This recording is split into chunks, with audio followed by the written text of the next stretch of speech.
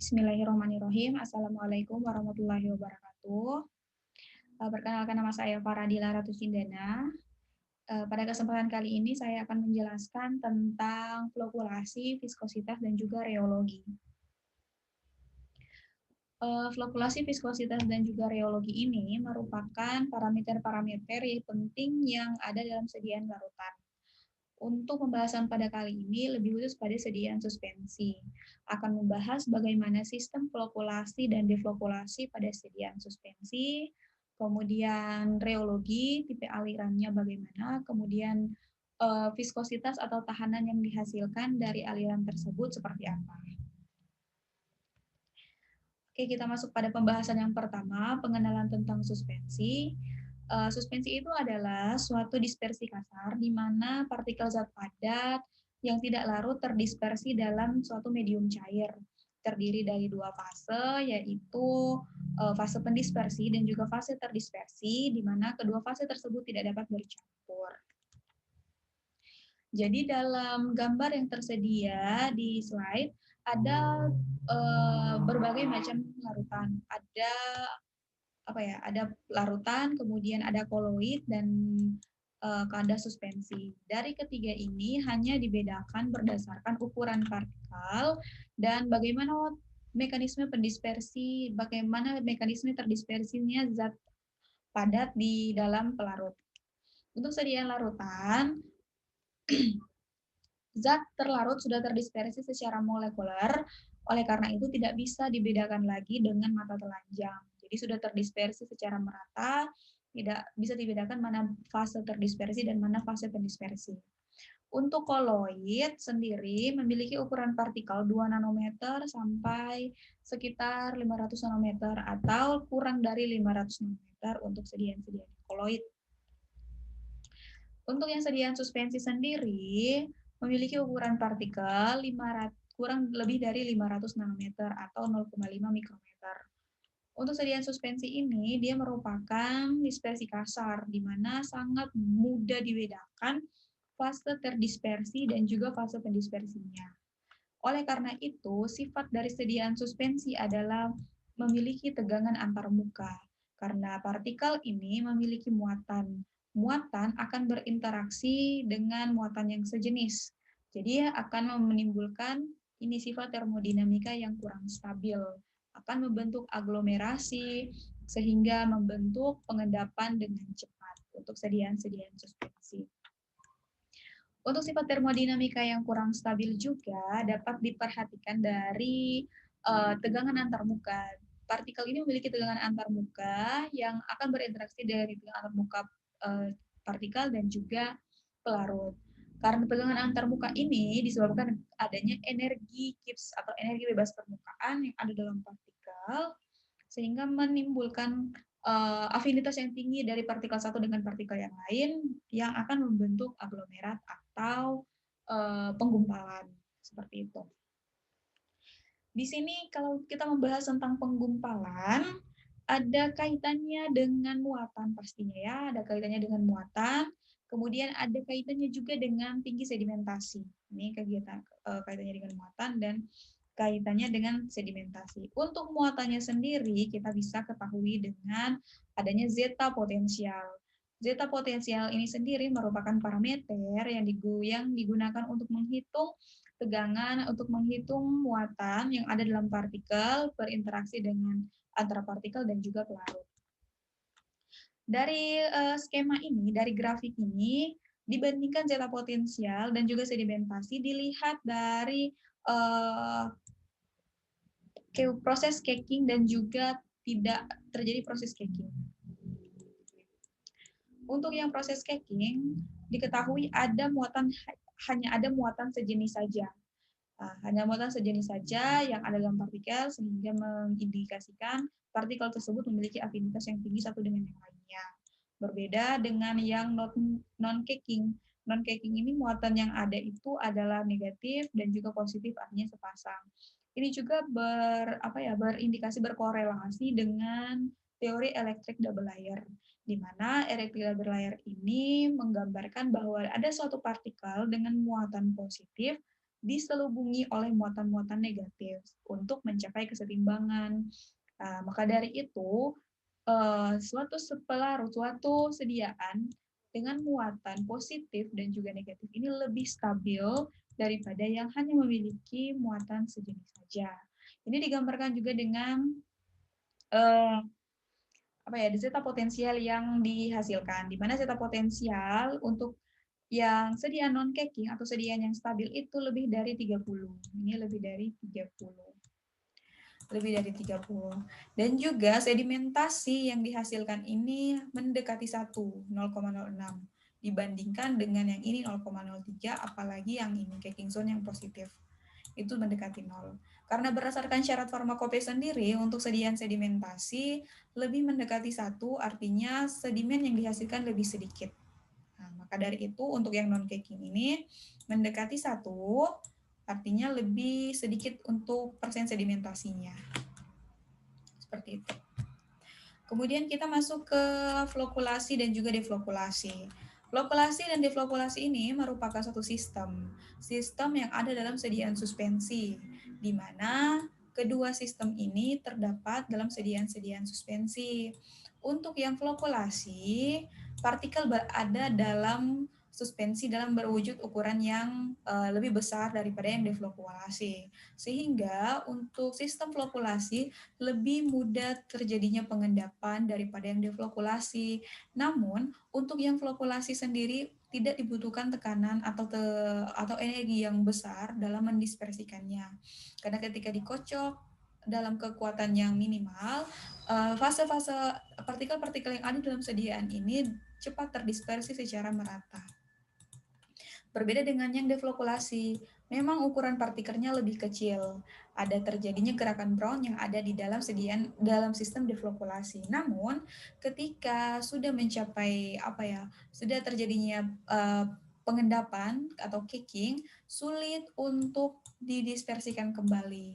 Oleh karena itu, untuk sediaan deflokulasi dan juga flokulasi memiliki keuntungan dan juga kerugiannya masing-masing. Untuk laju pengendapan, untuk deflokulasi memang lebih lambat karena partikel yang ada dalam sistem deflokulasi ini lebih kecil daripada yang di sistem flokulasi. Yang flokulasi laju pengendapannya lebih tinggi. Untuk yang deflokulasi sendirinya endapannya terbentuk lebih lambat, flokulasinya endapannya terbentuk lebih cepat. Yang deflokulasi ini lebih lama terbentuknya caking, namun ketika terbentuk caking sulit untuk didispersikan kembali, berbeda dengan yang flokulasi. Ketika terjadi pengendapan, maka dibutuhkan energi yang sedikit untuk bisa mendispersikannya. Dari segi akseptabilitas juga ada dari segi akseptabilitas juga, sediaan yang memiliki sistem deflokulasi ini lebih disukai karena terlihat lebih homogen, lebih stabil daripada yang flokulasi. Karena kalau yang flokulasi ini lebih terlihat pengendapannya, lebih terlihat pemisahan antara filtrat dan juga supernatant. Seperti itu. Kemudian ada aliran. Aliran kalau yang pertama ini yang deflokulasi erat kaitannya dengan aliran. Ini untuk kaitannya dengan partikel, bagaimana sistem dari partikel tersebut mengendap. Kalau yang ini kita akan membahas tentang sistem aliran. Dalam sediaan-sediaan informasi, sistem aliran itu terumpun dalam satu ilmu yang namanya reologi. Reologi sebenarnya ini merupakan cabang ilmu fisika yang dapat diterapkan di bidang ilmu farmasi. Untuk reologi sendiri mempelajari tentang mekanisme-mekanisme aliran. Mekanisme aliran sebenarnya terbagi dua, yaitu sistem Newtonian dan juga sistem non-Newtonian. Untuk yang sistem Newtonian memiliki grafik perbandingan shearing stress dan juga rate of shear itu berbanding lurus. Viskositas yang dihasilkan antara shearing stress dan rate of shear itu berbanding lurus dengan viskositas. Jadi ketika kita buat tekanan atau energi di shearing stress di sumbu X di sini, maka begitu juga peningkatan rate of shear, tekanan geser yang dihasilkan. Seperti itu.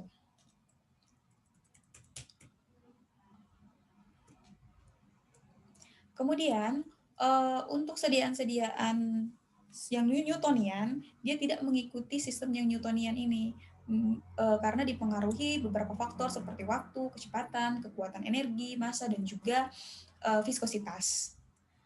Jadi berbeda dengan sistem Newtonian dan sistem Newton dan Newtonian. Karena kita ketahui bersama bahwa sediaan-sediaan suspensi itu stabil ketika zat yang tersuspensi itu tidak boleh cepat mengendap. Bila mengendap, maka dikocok itu dapat mudah terdispersi, mudah dituang dari botol, artinya alirannya bagus. Kemudian untuk sediaan-sediaan intravena, alirannya harus bagus dan juga kekentalannya tidak boleh melebihi syarat yang ditentukan. Dapat tersebar dengan baik pada permukaan kulit, karena untuk sediaan-sediaan topikal sehingga dapat memperlama waktu kontak sediaan dengan kulit. Kemudian untuk yang pertama akan membahas tentang sistem Newtonian yang tidak dipengaruhi waktu. Yang tidak dipengaruhi waktu ini ada yang plastis, pseudoplastis, sama dilatan. Untuk yang sediaan suspensi, beberapa ada yang memiliki sistem plastis, pseudoplastis, dilatan, dan juga ada yang tisotropik. Tergantung dari mana kita efikasinya untuk apa. Sistem Newton ini yang pertama itu adalah jenis aliran yang ideal sebenarnya, karena beberapa pelarut memiliki sistem aliran yang Newton, seperti air, kemudian campuran pelarut, larutan sejati, itu kebanyakan memiliki sistem aliran Newton. Namun untuk sistem suspensi sendiri, yang dimana terdapat partikel padat tidak larut, yang di dalam pelarut, itu umumnya memiliki sistem yang non-Newton, karena dipengaruhi ada massa dari partikel, kemudian ada viskositas dari suspending agent, dan lain sebagainya. Aliran Newton ini pada umumnya bersifat perbandingan antara sharing stress, kecepatan tekanan, dan juga sharing rate atau rate of share, di mana tipe aliran ini umumnya dimiliki oleh zat cair tunggal serta larutan dengan struktur molekul yang sederhana. Tipe aliran ini mengikuti sistem Newton karena viskositasnya tetap pada suhu dan tekanan tertentu, tidak tergantung pada kecepatan geser, sehingga viskositasnya cukup ditentukan pada satu kecepatan geser saja. Pada satu kecepatan geser, apa itu rate of share atau sharing stress. Dengan kata lain, bahwa pada aliran Newtonian tidak membutuhkan energi atau tekanan untuk bisa mengalir karena akan mengalir dengan sendirinya mengikuti gaya gravitasi, sehingga viskositas atau kekentalannya tidak berubah. Oke, kita bahas satu-satu dari sistem aliran plastis. Aliran plastis ini merupakan kurva aliran yang dimana perbandingan antara sharing stress dan rate of share, antara tekanan dan juga tekanan geser, gaya yang diberikan, gaya tekanan dan juga tekanan geser. Kurva aliran plastis ini tidak dimulai dari titik 0,0, tapi memotong sumbu sharing stress pada suatu titik tertentu yang dikenal dengan nilai yield. Jadi untuk tipe-tipe aliran untuk yang plastis tidak dimulai dari 0,0, dibutuhkan energi atau tekanan yang berarti sehingga menggeser nilai yield yang akan menaikkan viskositas. Cairan plastis ini tidak mengalir sampai sharing stress dicapai karena dibutuhkan itu nilai yield.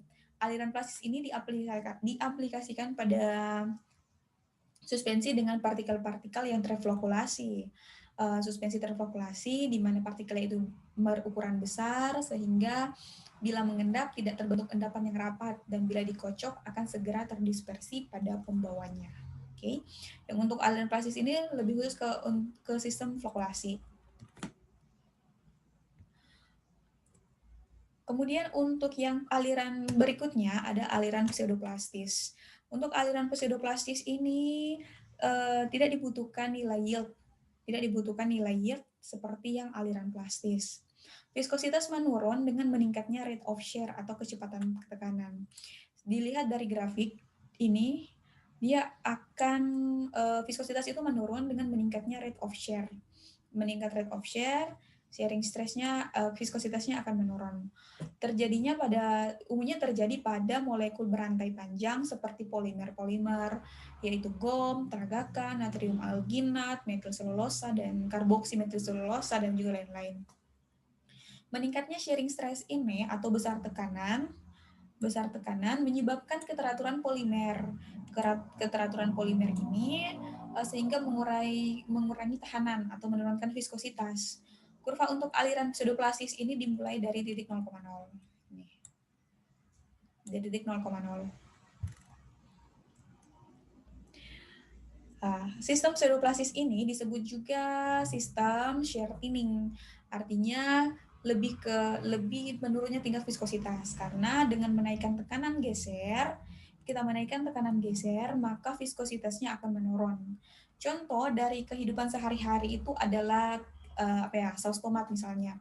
Ketika kita menuangkan saus tomat, kita membutuhkan tekanan. Ketika semakin kita kocok, ketika semakin kita berikan tekanan, maka akan semakin menurun viskositasnya, maka akan semakin cair viskositas dari saus tomat tersebut. Ini juga bisa kita aplikasikan ke natrium karboksimetil selulosa. Nah, kandungan natrium CMC ini sebagai bahan pensuspensi ini ketika dikocok itu maka polimernya akan makin beraturan. Ketika polimer akan makin beraturan maka itu akan semakin encer. Itu untuk aliran yang pseudoplastis. Kemudian yang dilatan. Aliran dilatan ini merupakan kebalikan dari aliran pseudoplastis. Disebut sebagai sistem geser kental atau shear thickening. Kalau yang pseudoplastis tadi adalah shear thinning, yang aliran dilatan adalah shear thickening. Dimiliki oleh suspensi yang berkonsentrasi tinggi, sekitar 50% lebih dari partikel yang terdeflokulasi di dalam aliran, di dalam sediaan suspensi. Viskositas ini meningkat dengan bertambahnya rate of share. Nah, ini digambarkan dengan kurva viskositas yang akan semakin lurus ketika kita tambahkan tekanan. Artinya, semakin kita kocok maka akan semakin kental. Dalam pengeluarannya dari wadah juga membutuhkan energi yang cukup banyak, membutuhkan tekanan yang cukup kuat. Pada saat shearing atau pengocokan, partikel akan mengembang dan membentuk ruang yang akan menambah hambatan atau viskositas. Ketika shearing stress meningkat atau menyebar, maka akan menyebabkan rate of share juga stuck pada satu garis. Seperti itu. Untuk yang aliran dilatan ini biasa pada bedak kalamin, yaitu ketika didiamkan di dalam botol yang didiamkan konsistensinya encer dan partikelnya mengendap. Tetapi setelah adanya pengocokan, maka partikel yang terjadi itu akan mengendap, menyebar dan menambah kekentalan dari Losio. Aliran dilatan juga diaplikasikan pada sediaan semi solid seperti salep dan juga pasta. Sediaan salep dan pasta ini butuh tekanan yang lebih untuk mengeluarkannya dari wadah. Gitu untuk yang aliran dilatan. Kemudian ada yang thixotropik. Karena ada sistem Newtonian ini ada yang dipengaruhi waktu, yang tidak dipengaruhi waktu dan yang dipengaruhi waktu. Ini ketika semakin waktu itu akan merubah viskositas dari tipe aliran ini. Aliran tisotropi ini jika diterapkan dalam sebuah sediaan farmasi, maka akan menghasilkan sebuah sediaan yang baik sebenarnya. Hal ini disebabkan karena sediaan ini bila dikocok, viskositas sediaan akan bertambah. Namun bila pengocokan dihentikan, maka partikelnya tidak akan mengendap dengan cepat, sehingga penampilan dari sediaan ini kelihatan menarik dan homogen. Karena keseragaman penyebaran partikel ini merata. Gini. Merata, dia tidak akan menentukan viskositasnya. Contoh itu pada sediaan suspensi parenteral prokain penisilin. Pada saat melalui jarum suntik, strukturnya terpecah.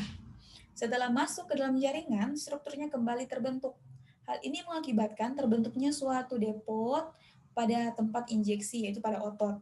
Sehingga sedikit demi sedikit, zat aktifnya akan terlepas dan akan masih tersedia di dalam tubuh dalam waktu yang relatif lama. Jadi untuk aliran yang tisotropik ini, pada sediaan-sediaan tertentu dibutuhkan untuk mempertahankan depot pada pelepasan obat. Gitu. Contohnya selulose untuk yang aliran tisotropik. Kemudian ada aliran yang antitisotropik. Aliran antitisotropik ini merupakan kebalikan dari tisotropik. Kalau yang tisotropik, yang tisotropik tadi ini adalah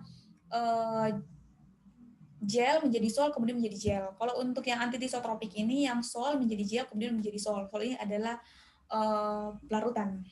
Contohnya seperti magma magnesia.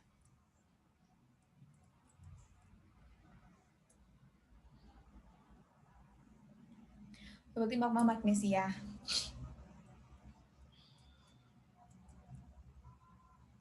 Sediaan yang mengandung sediaan yang memiliki aliran antitisotropik ini merupakan sediaan yang memiliki konsentrasi sampai 10% zat terflokulasi.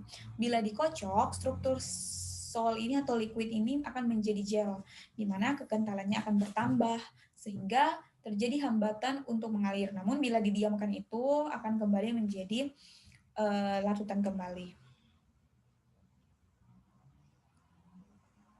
Ini seperti yang ada di pada gambar, jadi sol, gel ke sol.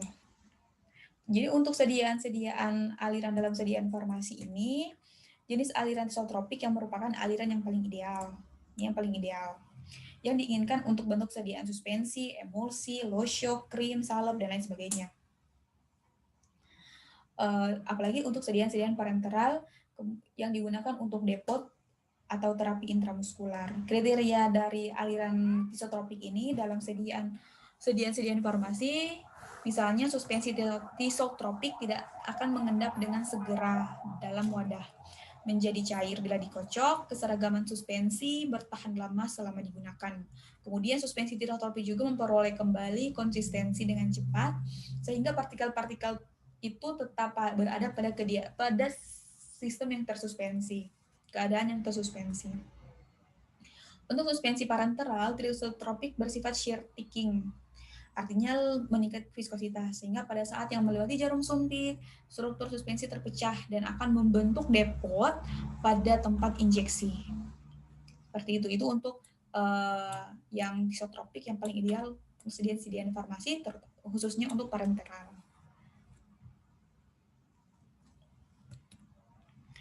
Kemudian kita akan membahas tentang bagaimana mekanisme reologi atau aliran yang kita bahas tadi. Lebih rinci lagi kita akan bahas bagaimana sih turunan-turunan, apa yang perlu dihitung, bagaimana kita menghitung kecepatannya akan bisa dilihat dari penjelasan ini. Oke.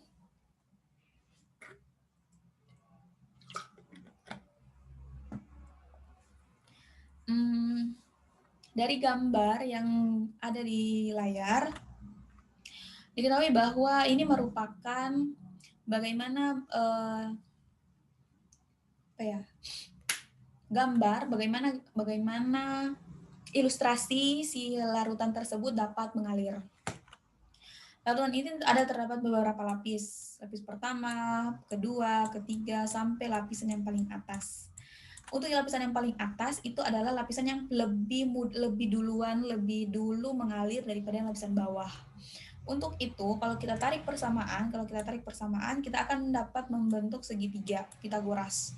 Dengan menggunakan sistem Pitagoras, hukum trigonometri, kita bisa menghitung kecepatan yang dihasilkan dari pelarut tersebut atau liquid tersebut mengalir dengan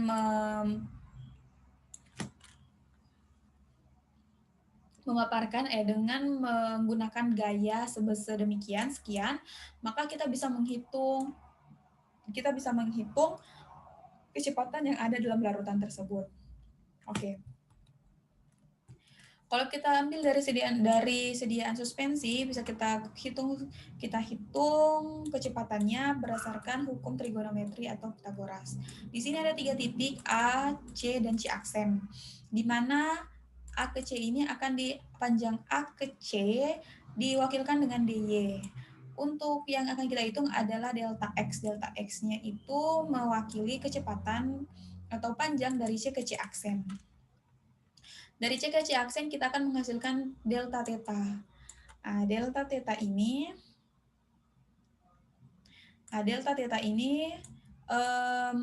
merupakan sudut yang bisa kita gunakan untuk menghitung C dari C aksen. Di mana delta theta ini tan delta theta merupakan delta X per DY. DY ini merupakan jarak antara A ke C. Ini jarak antara A ke C. Karena delta theta ini merupakan nilai yang sangat kecil, susah untuk menghitungnya, maka kita gunakan persamaan delta, dianggap tan delta theta sama dengan delta theta. Nah, dari delta theta ini kita bisa menghitung C dari C ke C aksen dengan prinsip velocity sama dengan distance per time. Artinya tekanan yang ini yang diberikan itu bersama dengan jarak per waktu. Ada parameter lain yang harus kita ukur, yaitu waktu. Di sini selain jarak, kita juga harus mengukur waktu. Maka dari itu delta X C aksen ini sama dengan delta U velocity sendiri, tekanan yang dihasilkan, dikali delta T waktu yang dibutuhkan. Delta theta sama dengan delta U per delta T per delta Y, jarak dari ini. Sehingga kita bisa menghitung delta X menggunakan persamaan yang ini. Karena ini merupakan tekanan yang diberikan, ini F kan tekanan gaya yang kita berikan bergeser ke kanan. Maka ini mewakili rate, kecepatan tekanan yang dihasilkan ketika kita memaparkan gaya seperti itu. Nah, rate of shear is changing. Oke, dihapus dulu ini, bentar.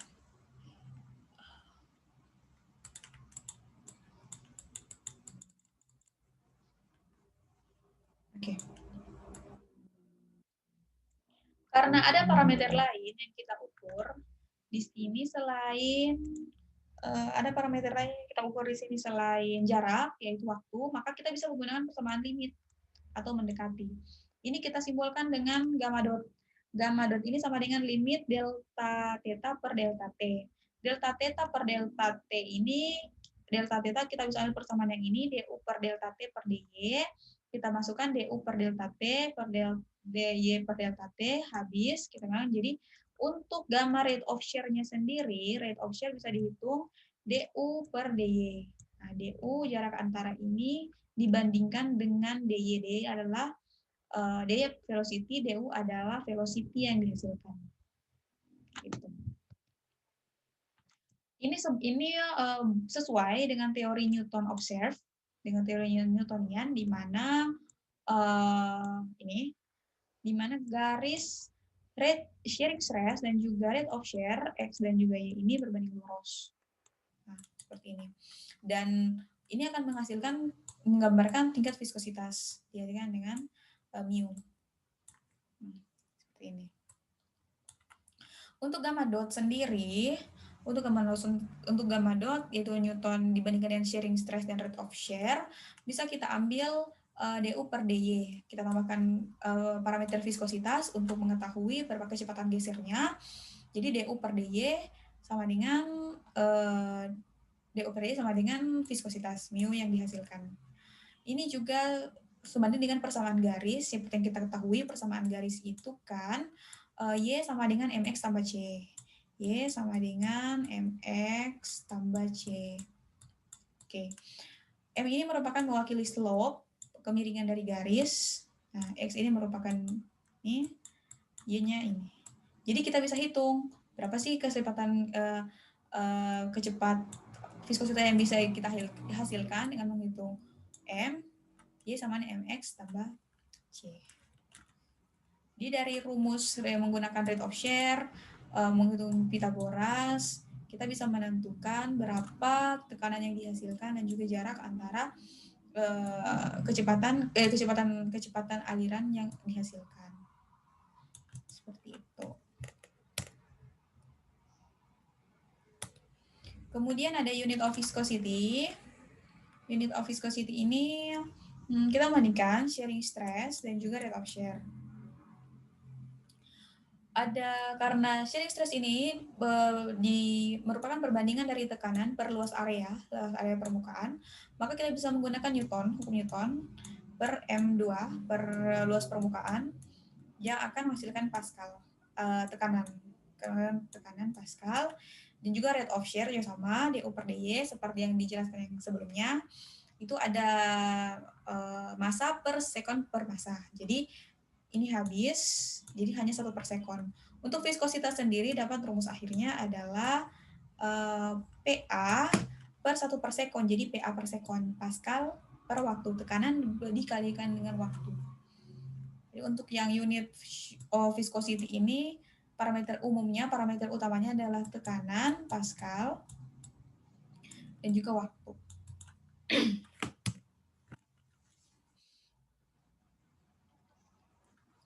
Untuk unit lain dari viskositas,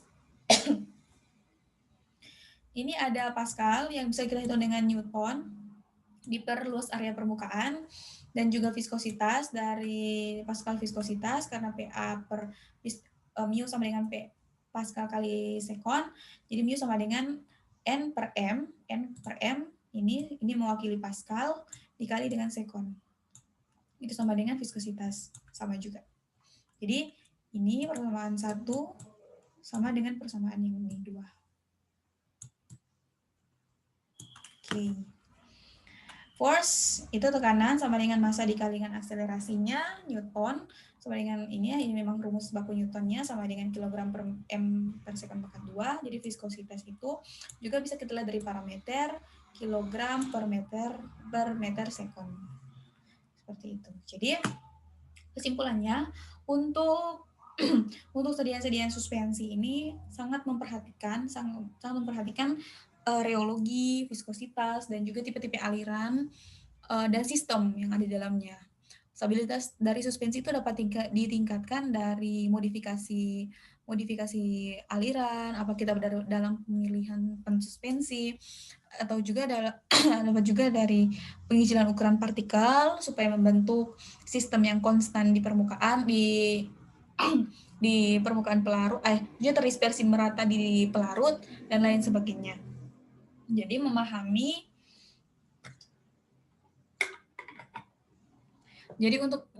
sediaan suspensi ini erat kaitannya dengan reologi, viskositas, dan juga sistem yang terkait di dalamnya.